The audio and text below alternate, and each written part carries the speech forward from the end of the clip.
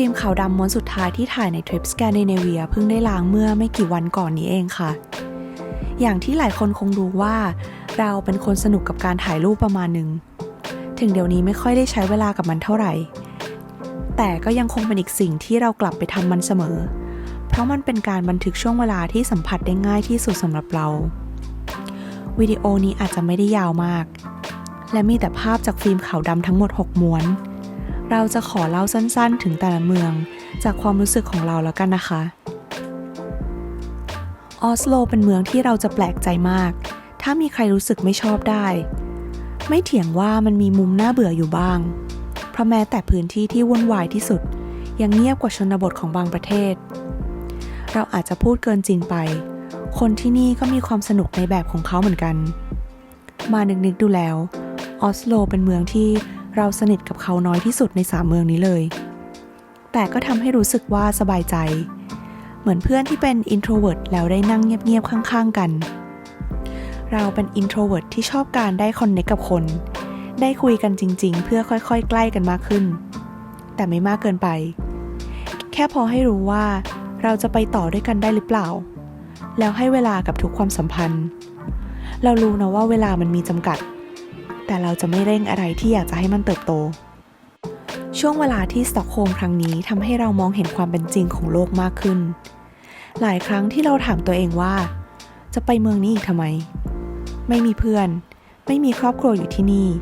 ไม่ใช่ทางผ่านไม่มีที่ไหนที่อยากไปเป็นพิเศษด้วยแต่เราก็ไปเพื่อสร้างความสัมพันธ์ใหม่ๆเราได้เจอกับคนที่อาจจะไม่ได้เจออีกแล้วแต่เราจะจำเขาได้การถามไถ่ความใจดีเสียงหัวเราะรอยยิ้มที่ทำให้หัวใจของนักท่องเที่ยวผู้ประสบภัยหนาวกระทันหันรู้สึกอุ่นขึ้นมาบ้างในเวลาสั้นๆมันทำให้เรารู้สึกว่าการอ้อมมาสต็อกโฮล์มไม่เสียเวลาเกินไปแม้แต่นิดเดียวโคเปนเฮเกนเป็น Home Away from Home อีกแห่งหนึ่งบนโลกของเราที่แรกคือลอนดอนบ้านหลังเดี่ยวที่เราสร้างเอาไว้ในใจมานาน10 ปีแล้วเราไม่เคยได้ยินว่าใครไม่ชอบโคเปนเฮเกนเลยทั้งคนที่เคยไปและไม่เคยไปมันเหมือนเป็นเมืองที่จะไม่ทำให้ใครผิดหวังแต่จริงๆนะซัมเมอร์ที่ผ่านมาเราได้เจอสิ่งที่ไม่คิดว่าจะได้เจอที่นี่วันแรกเราเจอคนฉี่ข้างทางที่พุ่มไม้ที่เราเดินผ่านช่วงเวลาหลังเลิกงานบนรถไฟผู้ชายใส่สูทที่นั่งตรงข้ามกินไอติมแท่งเสร็จแล้วทิ้งไม้ลงบนพื้นเลย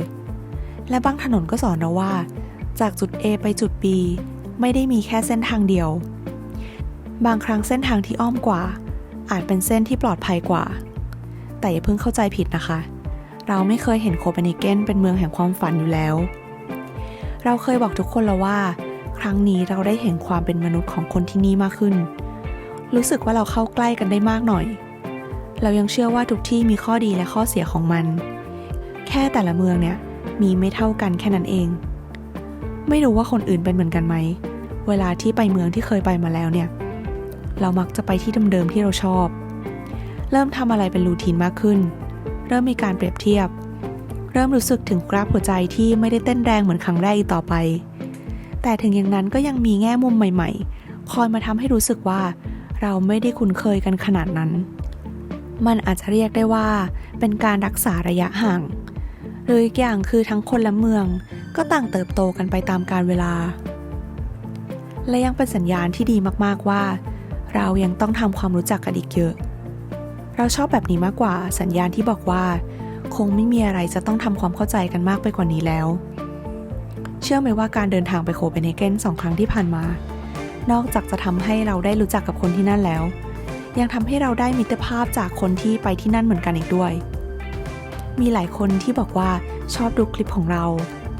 มีอีกหลายคนที่ทักมาคุยทั้งใน YouTube Instagram Facebook บางคนกลายมาเป็นเพื่อนคุยที่อาจจะยังไม่ได้สนิทกันตอนนี้แต่เราก็รู้สึกดีมากๆเลยนะอย่างที่บอกว่าเราเป็น introvert ที่ชอบการได้ connect กับคนแต่ความเรื่องมากคือดันต้องเป็นคน type ที่ให้ความสำคัญกับ conversation ระหว่างเราพอสมควรด้วยไม่อย่างนั้นพลังของคนแบบเราที่มีอยู่น้อยเนี่ยมันจะหมดเร็วมากภาพสวยๆของโคเปนเฮเกนเราพูดถึงเรื่องอะไรก็ไม่รู้แต่เราไม่มีอะไรจะเล่าแล้วทุกคนน่าจะได้เห็นกันไปเยอะพอสมควร และยังจะได้เห็นอีกในการเดินทางครั้งต่อไปค่ะสำหรับภาพในโทนสีขาวดำเซตนี้มันเป็นการทดลองใช้ฟิล์มขาวดำครั้งแรกของเราเลยยังไม่ค่อยชินเท่าไหร่เราไม่ได้คาดหวังอะไรนอกจากจะได้ทดลองทำอะไรที่ไม่เคยทำดูบ้างนี่เป็นหนึ่งในหลักของการใช้ชีวิตให้สนุกของเราเลยนะทำทุกอย่างให้เหมือนเป็นการทดลองแล้วเราจะรู้สึกว่าชีวิตมันสนุกขึ้นเพราะไม่ว่าผลลัพธ์ออกมาเป็นแบบไหนยังมีการทดลองครั้งต่อไปรอเราอยู่เสมอค่ะ